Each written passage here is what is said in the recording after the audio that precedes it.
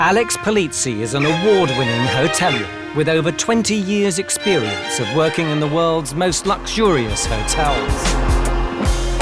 Born into the legendary Forte hotel dynasty, she's on a crusade to transform Britain's most desperate hotels and B&Bs. From outrageous owners to dodgy decor. But you have to make a man feel like he's not waking up in Barbara Cartland's underwear. Nothing escapes the hotel inspector's beady eye. Who's responsible for that? Sally. Bullshit. Whose fault is it? Mine. Thank you.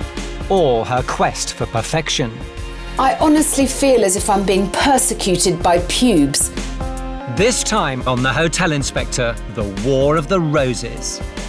Everywhere I look, every corner I turn, every set of doors I open, there's a mess somewhere. No, I don't think that's terribly fair, no. The more I see, the more disgusted I am, the more angry I'm getting with him. Oh, I was definitely put on the naughty stool, yes. It was definitely the ladies against me. I know. It feels like rigor mortis has already set in, and I'm not entirely sure if we can reanimate the corpse.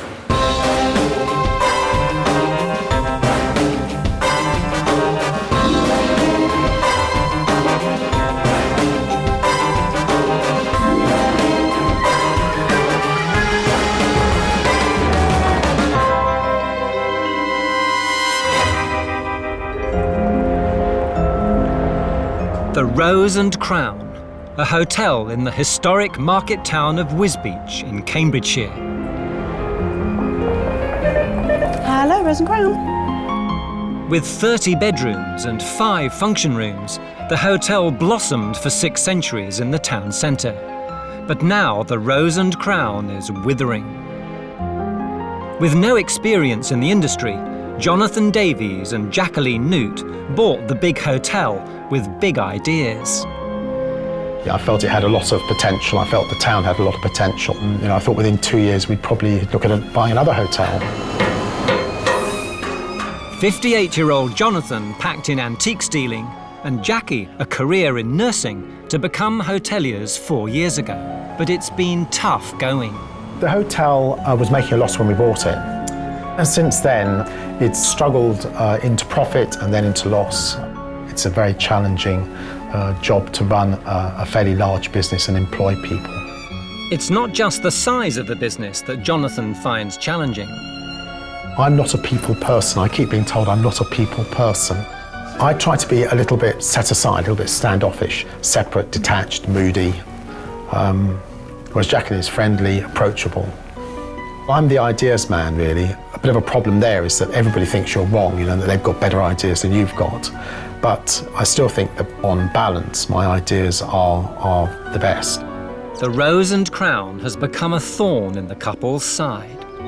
I think we both want it to grow as a business. We'd both like it to succeed. At the moment we find that quite hard to know how it's going to. If we were not to succeed, this would be a tremendous blow, yeah, absolutely. We would lose certainly well over $500,000 and maybe nearer $750,000. They need award-winning hotelier Alex Polizzi to turn this failing hotel around. If I turned up here knowing that I was about to stay, my heart would really sink. Crumbling paintwork, dirty windows, looks very unappealing. Welcome to the Rose and Crown. Thank you very much for inviting me here. Pleasantries exchanged, it's straight down to business. So, Jacquie, Jonathan, can you tell me, how did you come to buy the Rose and Crown? It was my decision to buy the hotel, and basically I wanted to do something different. So I sold some bits and pieces of property that I had, and we bought this hotel. It was just a new venture, really, and I was just, believed that Jonathan knew what he was doing, and we decided to go ahead and... Yeah, I don't know whether she was shocked or what, really. Did you look at the books before you bought it? No. So really you bought blind? Not quite, but yes, we didn't have full accounts. What's your business like at the moment? Our room bookings now are half what they were 6 months ago. So your occupancy, you would say, is about what? Well, at the moment it's about 17%. Who runs the staff? Jacqueline is the PR person. She's everybody's friend. And I have a rather different view. I'm quite distant from the staff, and I prefer it to be that way. So if staff offer to make me a cup of tea, I always refuse it. It's my policy. I mean, I would readily admit that I'm not a terribly affable. I'm not one of these guys who's terribly, hail fellow well met. Which is a bit of a drawback for a hotel owner. It is a drawback. Yes, it absolutely is. Yes, I mean, I tend to be more of a backroom boy than a sort of, an affable guy in the front. So you're the front of house, Yes. are you? To get a better understanding of the Rose and Crown's problems, Alex will stay the night. Okay, and here's your room. Thank you very much. Here we are. This is one of our heritage rooms. It's got a bit of beaming and some exposed brickwork, and we thought you might like this room. Thank you very much, Jonathan. Okay. I'll see you later. Very good. Thanks. Okay. Bye.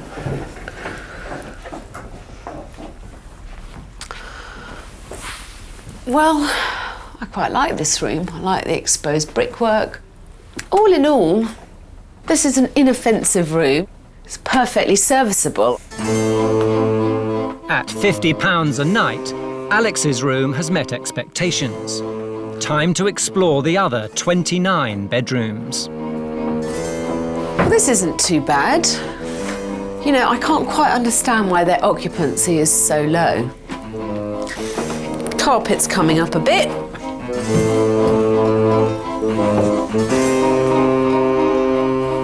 Rather an odd place to put a mirror,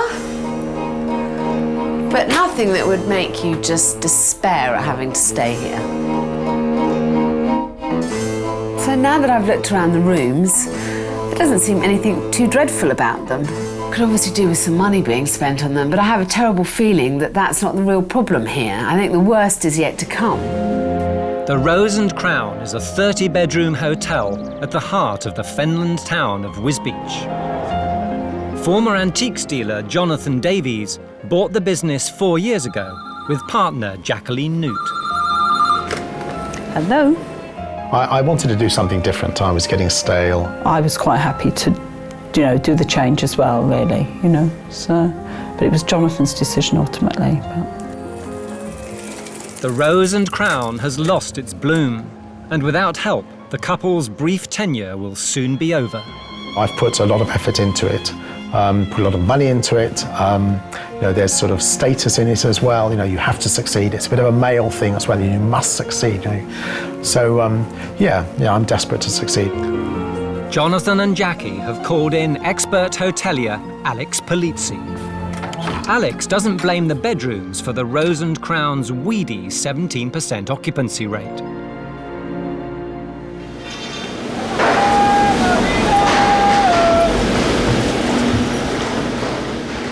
I was woken up this morning by the gentle chink-chink of scaffolding poles. There's a local market in the square.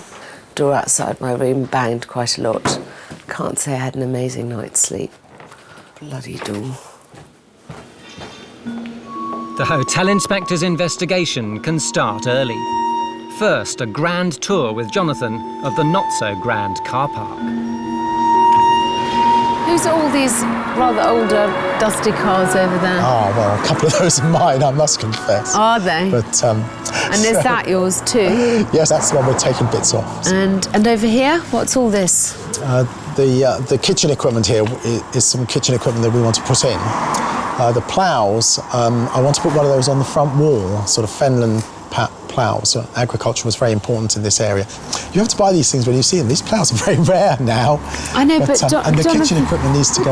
Jonathan, if I was a guest and I came here and I saw this, it isn't a particularly appealing or safe-looking place to park my car. It's not a good start.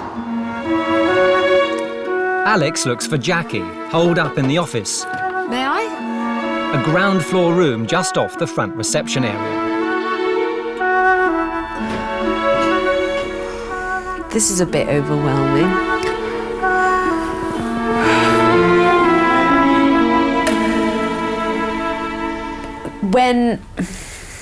I don't know quite what to say.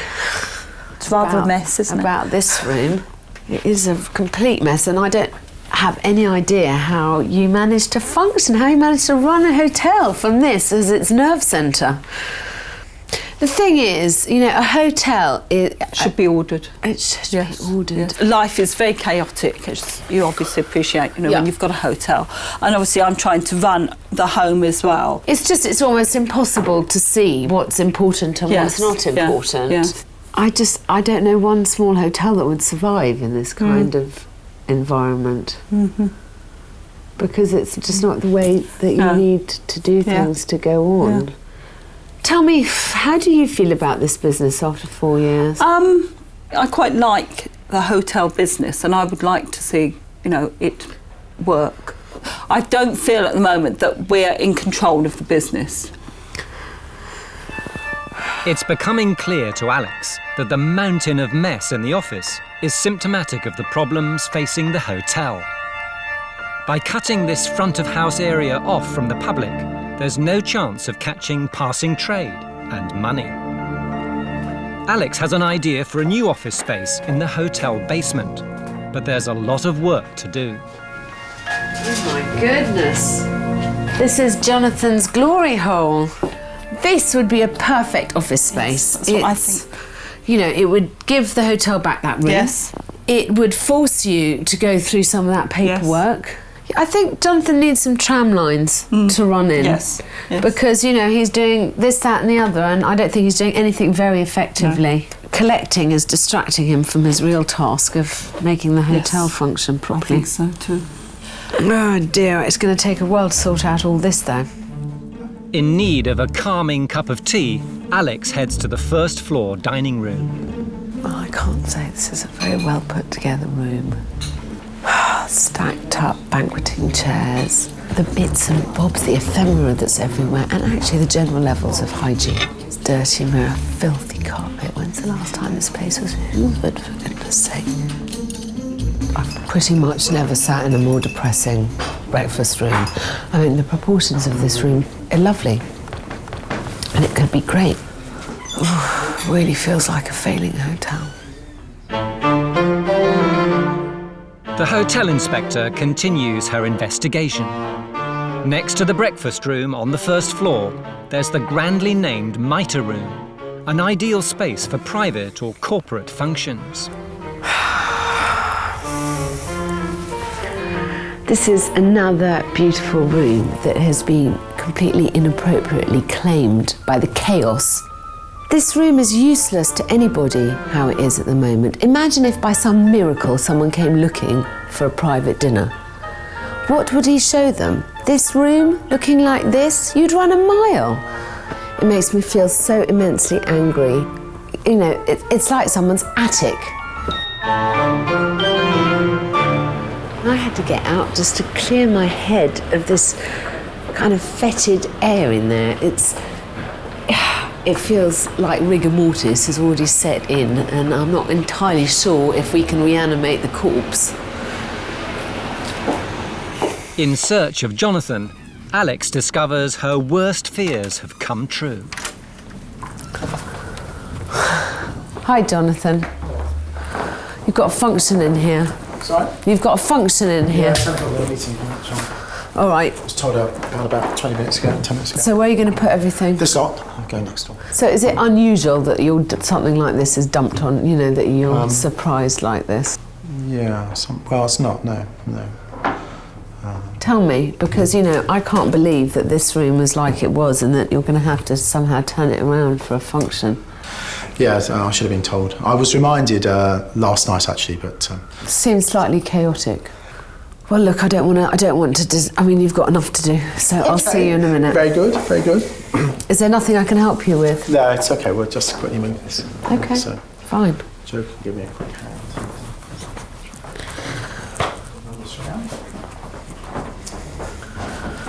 Everywhere you look, there's crap. Jonathan's collections are infiltrating every nook, cranny and corridor.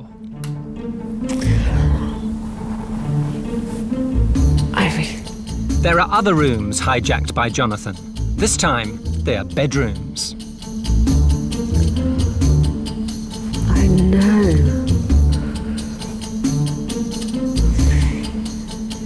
The final room on her tour of terror is stuck away at the back of the hotel.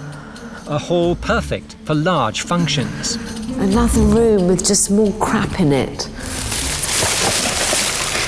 Oh, it's quite astonishing. This is new in my experience. It really is, because he's got the bare bones of a lovely building. Look at this mess. It's just awful. What the fuck has this got to do with the price of fish? The more I see, the more disgusted I am, the more angry I'm getting with him. What gives him the right to think that he is in any way a hotelier? Owning a hotel doesn't make you a hotelier. Honestly, I'm shocked. And I'm furious with him. I feel like taking him by the lapels and just shaking him. I really do. Bastard.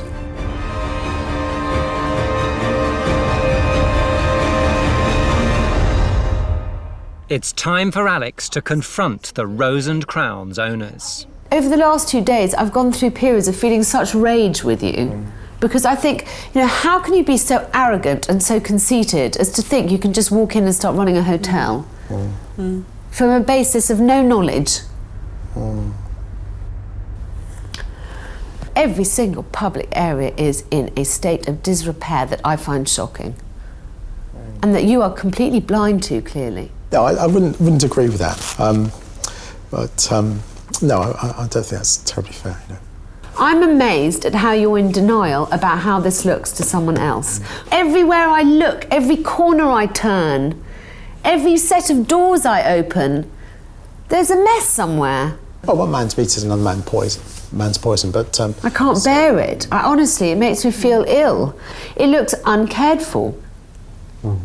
The downstairs room, which is just gorgeous. It is such a mess in there that you have to keep the curtains closed. I mean, the breakfast room. When's the last time that was hoovered? I mean, it just looks a shambles. It isn't attractive, it isn't appealing. It certainly isn't a heritage. It's just somewhere to have breakfast. I know, Jonathan, but then you could say that what's a hotel but somewhere to lay your head. Now, if you want to stay in this business, you need to pick up your game considerably. And I'd like to hear from you whether you think you can do it. Well, you're really suggesting that we get away from the homely bed and breakfast sort of image maybe, and we head towards the clean-cut professional hotel. It's not homely to have crap in the corners everywhere, darling. It's just not. It's nothing to do with it being homely. It's completely inappropriate in a hotel. You need to create order where there is chaos. And that is something that is obviously not your forte. Now, what do you think, Jacquie? There's no, I see you nodding, but I'd like to hear what you think. I mean, I think what you say is very true. The basics have been, deserted. I mean, I think it is a bit higgledy-piggledy. I think, basically, we've got a very short space of time to effect change here. And either you embrace it wholeheartedly, or you drag your feet. And if you drag your feet, I'm going to have a problem going through with this, because there's so much to tackle that I really need to know that we are all pulling in the same direction. If you sort out an office, then we've got an option of a space that we can try and use. The back areas have to be cleared out so that I feel like you've made a commitment to this as a hotel. And unless I see that you've made a huge effort before I come back, I promise you I will just turn around and walk away, because this is not a change that can be affected by one person. This has to be affected by you. It's your hotel. Do you understand? You've got a month. Okay? Okay.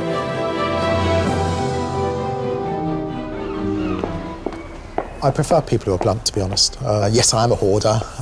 I do like my antiques, and it makes me feel at home. But streamlining is probably quite a good idea. So we'll have to see how we do with it. But, I was definitely put on the naughty stool, the ladies against me.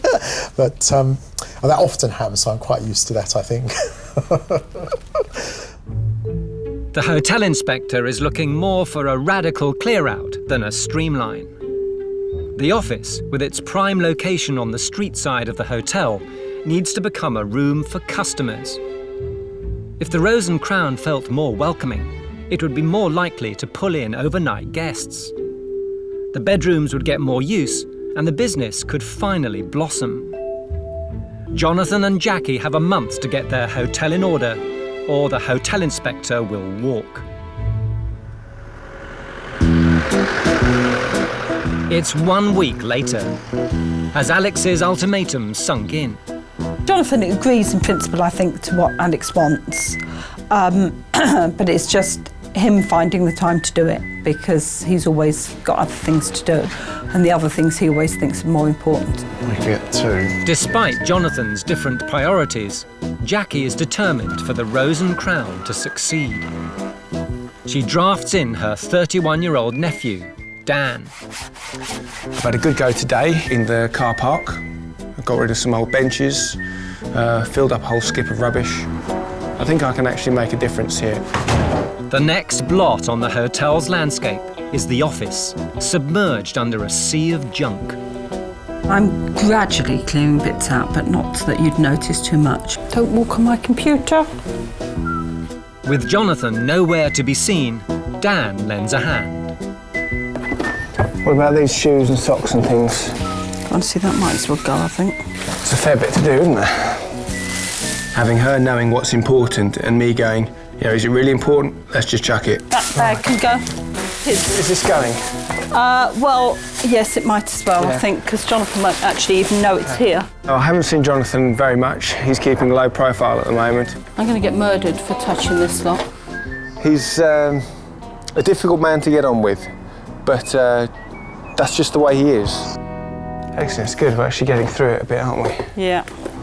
The Rose and Crown in Wisbech, Cambridgeshire, dates back to the 15th century, but it's wilting. Owned by self-confessed hoarder Jonathan Davies and partner Jacqueline Newt, the hotel is in serious need of miracle grow. Things aren't too good, to be honest. Yeah, there we are. With growing losses, Jonathan and Jacquie have turned to expert hotelier Alex Polizzi for help. The more I see, the more disgusted I am, the more angry I'm getting with him. Everywhere I look, every corner I turn, there's a mess somewhere. Alex gave the couple an ultimatum: prune the clutter from the Rose and Crown or face losing the hotel inspector. Unless things really change by the time I come back, I'm just going to turn around and walk away, because the Rose and Crown will just be beyond redemption.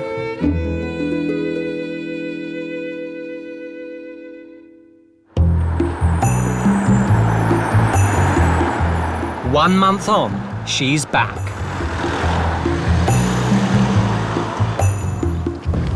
It's obvious Jonathan and Jacquie have made some effort. There were all the trestle tables there, which have disappeared. There are visible trees in front of that wall, for which I'm grateful. He still hasn't tackled all that kitchen equipment that Jonathan claims he's going to put in the kitchen, but it is looking tidier, remarkably tidier, actually. Next, the hotel's frontage. Well, someone's made an effort to put the window boxes back up and put these here. At least it's brighter, it looks much more welcoming and cheery. But, you know, these windows are still filthy. Ugh, and there's still all these nasty posters up. Someone's made an effort, but that effort hasn't gone far enough. With no sign of Jonathan or Jacquie, Alex greets head receptionist Jane to find out what's really been going on. Hi, Jane. Hello, how are you? How are you? I'm fine, thanks. How's everything been going? Much better. Much better. Well, I think it is anyway. Is Jonathan wholeheartedly signed up to this project?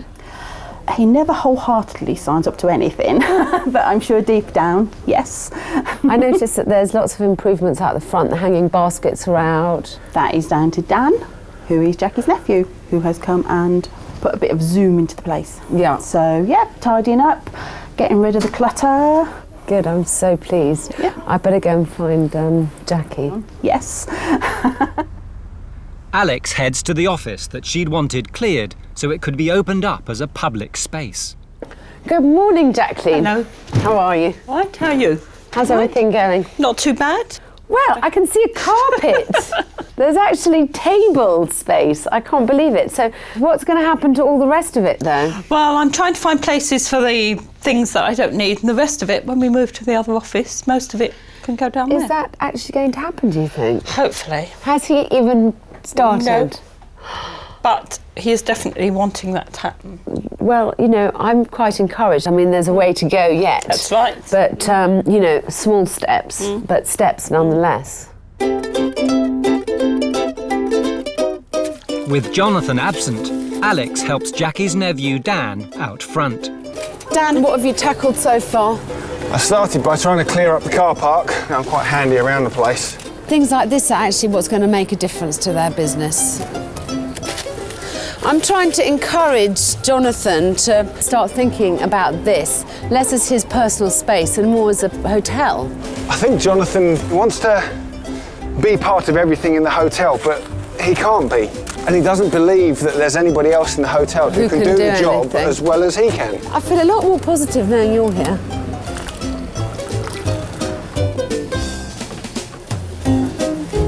I need a bucket of clean water. Alex and Dan don't stop with the exterior. I just think that this is their frontage on the street. You don't need it all here. It's a cluttered window, isn't it? You want to see people in here sitting down, having a cup of coffee and milling around. Free of the grime and tatty posters, the hotel is now more inviting. Buoyed by her progress, the hotel inspector finds Jonathan upstairs in the conference room. And the former antiques dealer has some important questions. Hello. Hello. Do come and sit down. Sit here. How are you? All right, thank you very much. How's everything been going? Would like to have had your advice about a few things. Yeah. You know, the character of the hotel. You know, this room is quite a good example because it's clean, but it has a period feel. This was built in the Georgian period, and we have wondered about putting a lot of pictures over the walls. You know, sort of, but. The problem then is that one might clutter the place. I'm concerned that you seem to be more interested in style over substance. Now, I understand that your interest is in objects and in the things, but, you know, for an antique dealer, how can you have so little sensitivity to how a room feels to a guest? Honestly, I challenge you to make sure that every area in this hotel is fit for purpose. And then whatever you do will actually put a gloss on it. But otherwise, you are polishing a turd, Jonathan. Thank you. You know, you could have a nice product, but you have to get the basics right before you do anything else. What else would you like to ask me? Should I dye my hair? I'm going to anyway. Good for you. Jonathan is more concerned with putting up paintings than with the bigger picture. It's decision time for Alex. Well, last time I was here, I did say, and I meant it, that unless things had moved on quite significantly, I was just going to turn around and walk away. But I have to say I was quite impressed when I came today. And although we've still got some way to go, it's definitely going in the right direction. Now, the office is absolutely key. If you can get it cleared for me, and if we can get the office moved, I would like to help you work on this ground floor by making an area where people can sit and have coffee. Right, yep. That's a nice idea. But Jonathan, darling, it really does need to be all hands to the plough.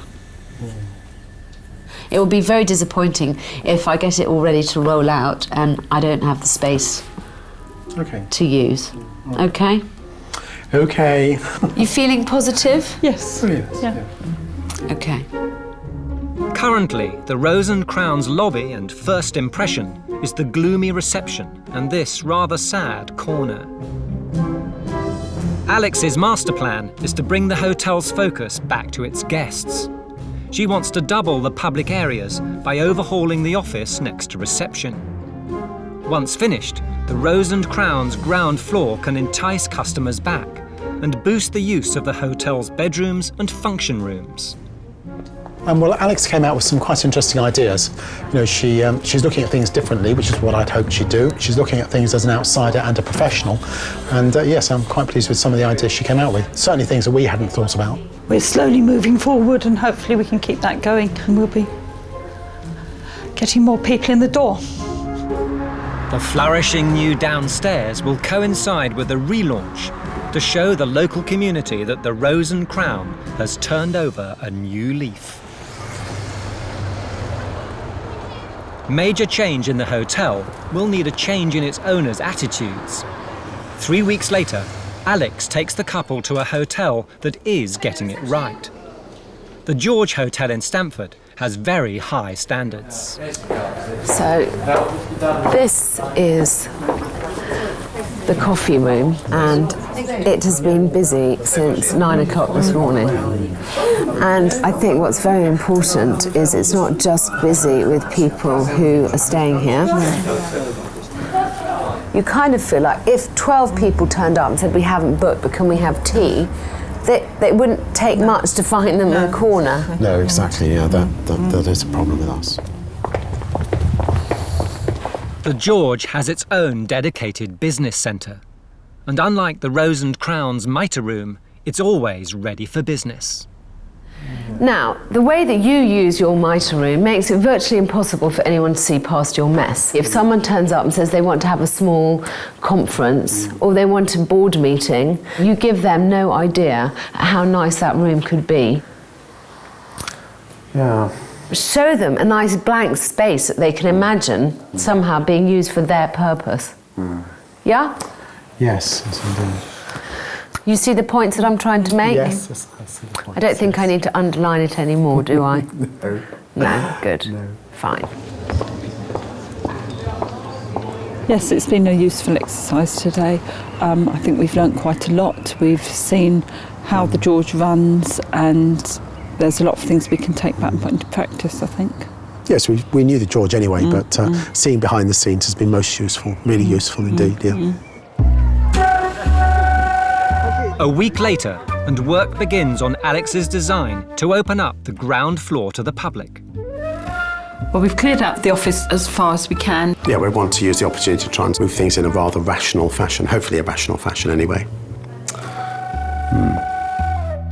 It was cleared, eventually. Team effort, I say me and Jackie did it. Jonathan didn't help us, because he never does. Alex's colour scheme has caused controversy. I quite like it. I think the colour's quite nice, so I'm not sure that Jonathan's And I don't. I think it's a definite risk with grey. I think it looks rather cold, but there we are. I don't think he's happy at all, and because I don't think he ever likes being told what to do, basically. And so that's the crux of it. But the refurbishment has got Jonathan going, and he has an idea of his own. We are considering some quite large changes to the car park, actually. Maybe with some sort of feature in the centre, a sort of cast iron Victorian fountain, sort of, one of these 8-foot high jobs would be rather nice. And perhaps cars could go around that. It might make people park a little more carefully. But anyway, it's an idea, I don't know. 2 weeks later, in spite of Jonathan's reservations, the new-look ground floor is complete. 6 months ago, the reception area was a dreary mishmash of tired, unattractive furniture. But now it feels bright, elegant and enticing. The office was a chaotic jumble of junk. In its place, there's now an attractive room to draw passing trade, improve the hotel's reputation, and help tackle the low occupancy rate. But it's not all positive. Down in the depths of the hotel, the junk room Alex wanted Jonathan to clear so the office could move hasn't been touched. And the mitre room has gone from a well-proportioned space for business meetings to a cacophony of clutter. The chaos from downstairs has just been moved upstairs. For the past 4 months, Hotel Inspector Alex Polizzi has been trying to help Jonathan Davies and partner Jacqueline Newt deadhead the chaos cluttering the Rose and Crown. That bag can go. I'm going to get murdered for touching this lot. Touching his precious radio. Despite Jonathan's resistance to change, Today they're hosting an open lunch for local businesses to promote Alex's renaissance for the hotel. And Alex is hoping the changes she's made will encourage some new growth. With the launch due to start in a few hours, Alex is back.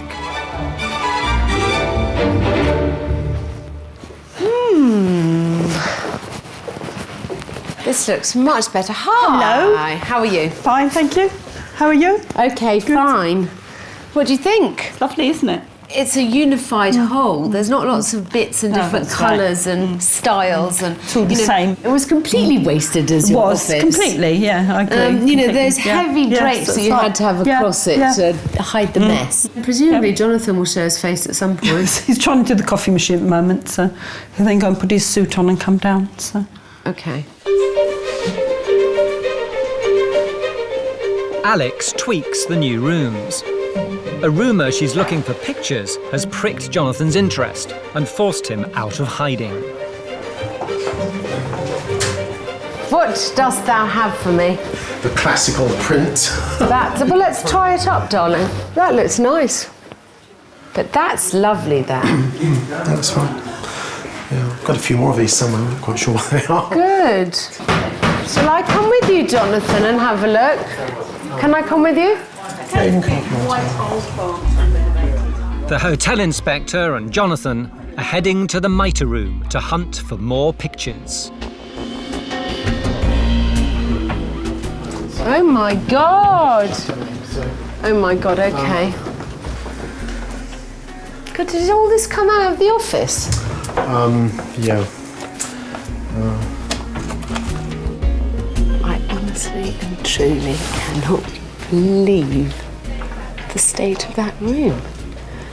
I mean, what was the point of me having cleared out one room if now the bigger one is all full of stuff? I mean, it's everywhere. Will you just go and change, please, because it's 22. Okay. Thanks. Dusters. Go and get your suit on. I'll go and get a couple of dusters and Jonathan disappears upstairs to change, and the guests arrive. Hello, would you like a coffee? Yes, please, if I may. What do you think of our new room? I like it, yeah, it's very nice. Do you like it? Yeah, I do, yeah. Good, that's the right answer.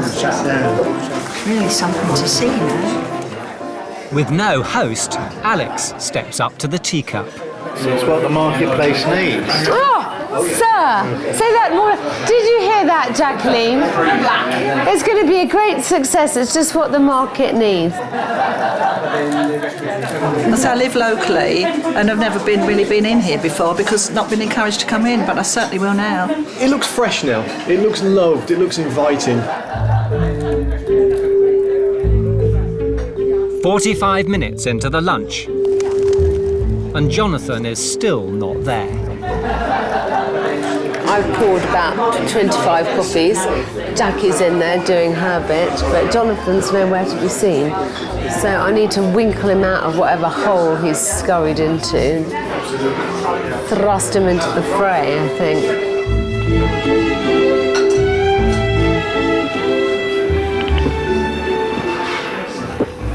Hello, are you coming down? Because people would like to speak to you. Okay, so 2 minutes. He's just finding some cufflinks and he'll be down. Oh, he doesn't need to look for cufflinks I know. as he is. I know, I Be agree. better than he was before. People are leaving and Jonathan hasn't even said hello to them yet. Pretty typical, isn't it?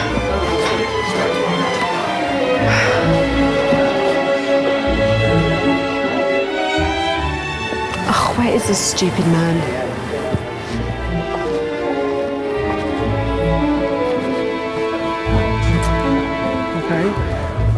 Finally, Jonathan arrives. But you should be talking to a few people to find out what they think of this room. Oh, I've no doubt I'll get comments later. I want you to get comments now. Oh, comments now. Go and talk to them. Okay, right, all right. Hi. Hello there. Very nice. I tried to hide, but they wouldn't let me.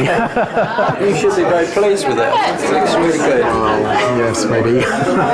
I'll entertain clients here. The very man. Jonathan. Come on. Jonathan, have Yes, you talked to ma'am. anybody? I have done just about, yes, just for a moment. What did they say to you?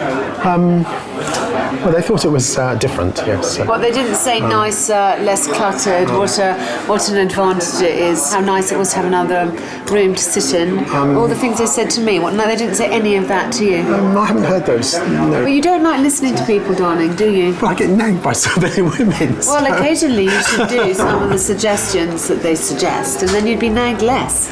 Maybe, yes. The launch has been a success, but despite the good reviews, Alex suspects her efforts have ultimately been in vain. So why don't we start with the easy bit? What ultimately do you think of this room? Do you think it was a good idea? Well, yes, it's a good idea to get more use out of it, and as a boardroom, it wasn't being used more than half a dozen times a year. Well, it wasn't even being used that. No, in the end, crap all over it, darling. No. As an office, we'll be using it every day. You know, I think it was very interesting talking to people again and again today. They were so positive, and so many people asked me how I found it working with you. Yes, Jonathan. They were dying to hear how impossible you'd been, longing to hear it. And I must say, I do think you're quite long-suffering, Jackie. This hostelry should be titled "Only Come Here If You're an Ornery Bad-Tempered Git." Jonathan's natural stablemates, please come and bed down here. I mean, honestly. Well, at least I'm a survivor. I think actually, on getting to know you, you're a nice person. But that is certainly not the impression that you give. And I can imagine you've got up lots of people's noses quite hard and far. I just think that you have to understand that expansiveness, that inclusiveness is something that is absolutely key to you making a success of this.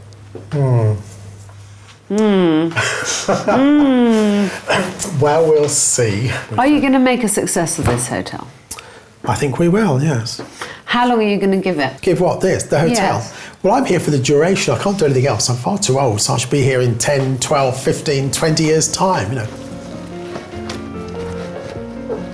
I shall say farewell and good luck, Jackie.